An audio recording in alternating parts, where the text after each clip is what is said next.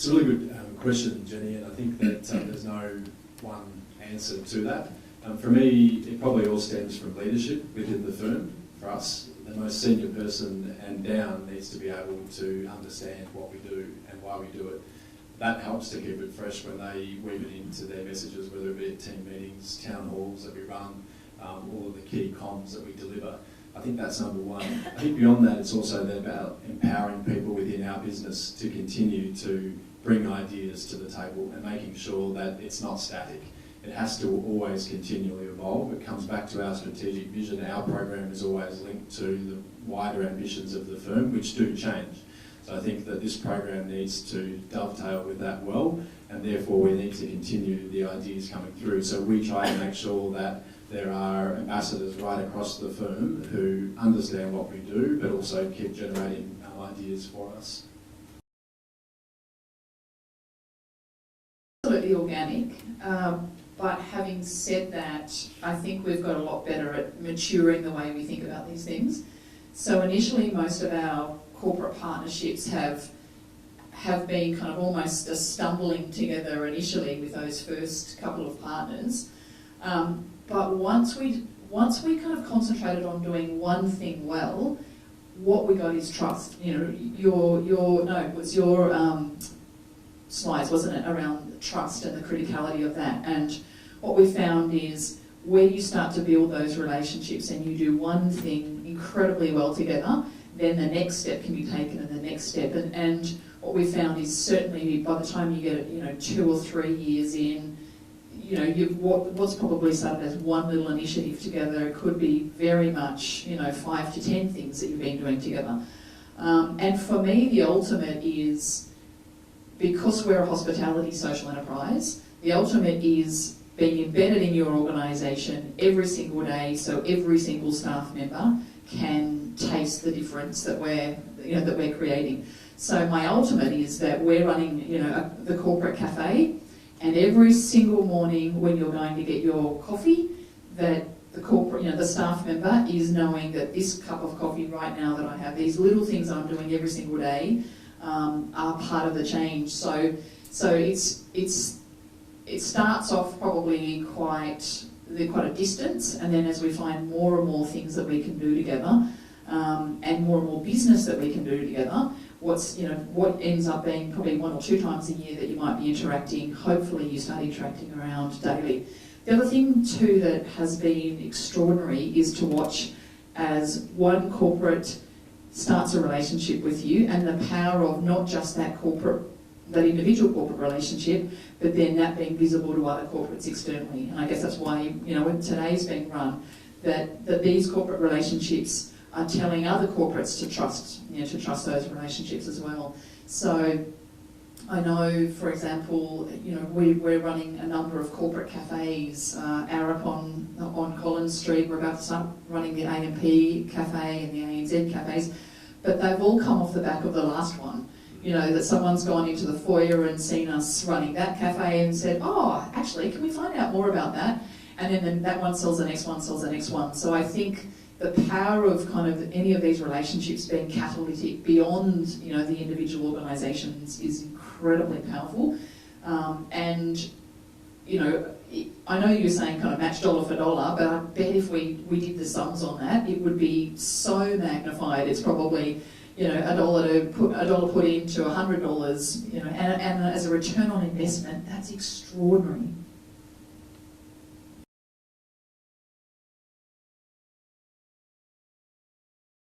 I guess we've got 7 beliefs as an organisation. The first one is around having a positive impact on society, and the last one, so number 7, not in any hierarchical order, but number 7 is around number 1 is having a positive impact on society, and number 7 is around creating a community where individuals feel valued.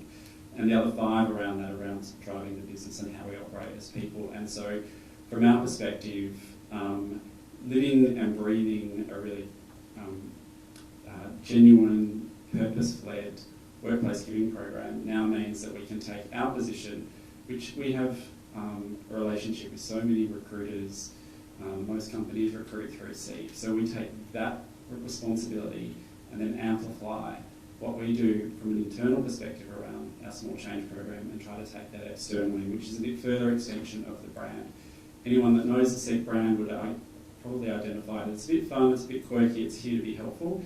And so we established that a little bit further by taking the video and the social media content that we created with that program to an external audience. At the same time, we used snippets of that video and different cuts.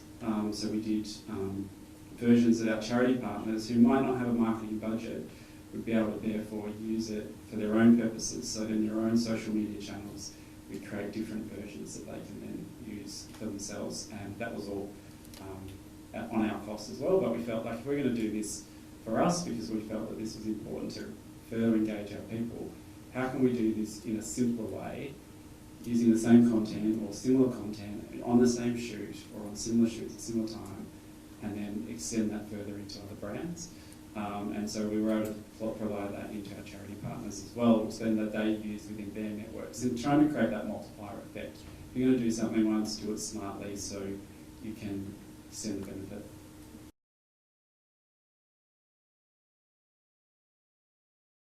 It's actually a really good question. How we went about when we relaunched the program was we actually went out to our people and said, so we surveyed them, nothing revolutionary there, but asked them what were the causes that really mattered to our people, because we felt that this program is effectively around employee engagement at its very core. If we start there, then that can multiply. So the number one thing was saying to our people, what are the causes that you care about? And that came back, and a lot of them were around education, employment. Some of them were also nothing to do with what Seek kind of does as a business. So we support children's cancer charities, we support wildlife charities, we support lost dogs homes. They're the things though that care for our people, and so that was really, really important to get the buy-in. Fortunately, of the 10 charity partners, 6 do have an education employment element, and they relate to everything from Indigenous, as you saw with Kathy Freeman Foundation, through the street, through the big issue, and among others. So it really was saying, what do you care about as employees, first and foremost? If we didn't do that, then the risk was that it would feel like it was a top-down decision, which also doesn't align to our culture. Seek is very collaborative. There's 2 words we'd probably use to describe ourselves: it's collaborative and innovative. And so you have to be able to take all that time, get it right amongst people. And then we use our expertise in this field to be able to say, well, if these are the charities that people care about, which are the ones that are most aligned with Seek as an organisation, how we go about doing things. Street was really easy because they are innovating, they are trying to work in the employment space, they are educating people as well. So, and from us it was also about what organisations potentially maybe a little bit underrepresented in the market. So a lot of organisations, a lot of charities have multiple partners.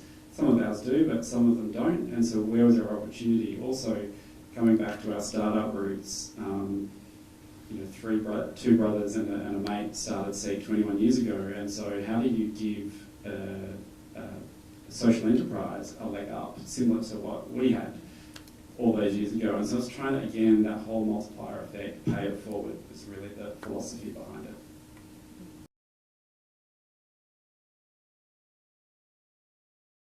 That was a hard process as well, but it does pick up on what Daniel was saying about us reflecting, this program reflecting the ethos, the culture of the firm.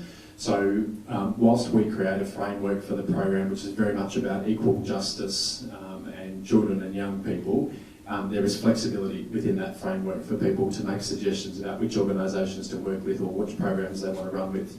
So one of the things we did last year while we were reducing the list was also put the feelers out to the firm, and we called for applications to add 2 new organisations to the list. But this time we asked them to address a list of questions about why those organisations would be appropriate for King & Wood and Allison's and how they fitted with our new strategic vision. And then there's about 10 different criteria that we assess, and one of those is actually a demonstrable need that this organisation is fulfilling within the community, and it's not replicating the work of other organisations. We want to try and pivot towards those where we think we can have more of an impact. In terms of reducing the list, that was not a process that I enjoyed, to be honest. It was a very difficult process, particularly for those that have been involved with the firm for a long period of time. But we ultimately made the decision to remove those based really on lack of support within the firm. So we went and did all of the analysis about how many people were supporting them, clearly through Dig Deep, but also through other aspects of our program. Pro bono, whether people were attending their events, whether some of our people were on their boards. It was a very rigorous process, and we also then consulted very heavily. So my first 3 months at the firm were going around all of our Australian offices and our Singapore office and sitting down with people and understanding a bit more about why they wanted to support organisation A or they didn't want to support organisation B, and really tried to bring all of that together within the framework. We then, before we made any decisions, we sat down with each of the community partners. It wasn't possible to do that always face to face, but we tried to where possible, but at least have a conversation and explain to them why we were doing that. And it was never a thanks very much for coming, we're done. It was always about, we're going to take you off Dig Deep for the next 12 months, but we want to re-engage with you on all of the other levels that our program can support you on and all of those other projects. And we've started to do that. And that's actually worked really well, because for some of those organisations, they hadn't heard from us for a little while as well, because we had so many organisations that we were trying to work with. So it meant that we could re-engage, and it has worked. So some of those will come back onto the list. So the idea that there's only 15 to 20 is not a hard and fast rule. It's just what we think is manageable and where we can have the greatest impact. But over time, I suspect that that will increase again, and we've always kept the conversation alive with those organisations, while always encouraging our people to bring more suggestions to the table.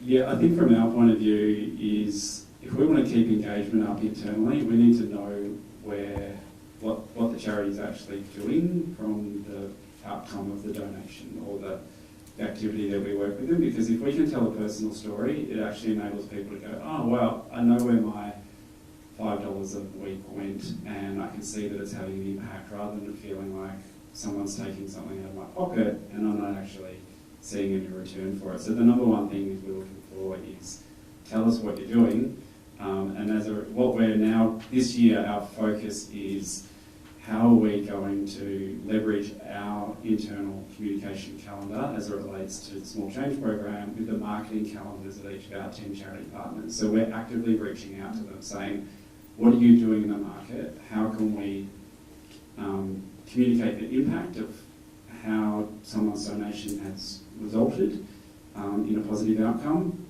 And at the same time, to go deeper, which is a lot of the work we've done in the street, is saying, what are the activations that you have throughout the year, and how can we then promote that internally? How can we think about doing something differently? For example, we have a lot of off-sites. Our head office in Melbourne is full. We don't have room on site to be able to have meetings with a lot of people. And so, well, street have a space and then 15 minutes down the road. So if we're going to have to hire a space somewhere else, why don't we hire it at street? Because we know that the dollars that we're going to spend regardless are going to be going to a social enterprise. It just makes sense. Us thinking a bit more deeply about how we do things. Similarly, for years on years, at come Easter, we give our people hot cross buns.